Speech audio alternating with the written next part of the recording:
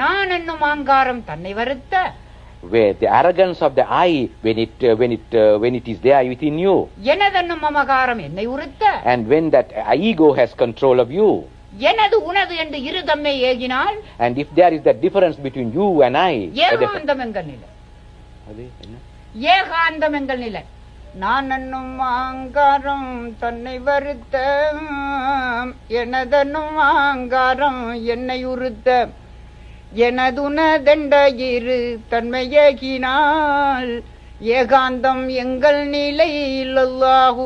நானும் ஆண்டவன் ஒன்றுதான். If we do not have the arrogance, if we do not have the ego, if we do not have the difference of you and I, then we are everlasting. You are illallahu.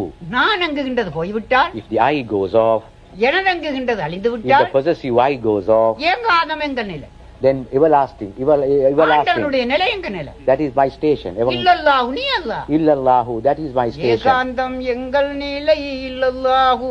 நீயும் இல்லை, நான் நீ வேற இல்லை, நான் வேற இல்லை. That is the station where there is no difference. You நீ எங்க and I. இருக்கின்றாய், நான் எங்க. Wherever you are, I am there.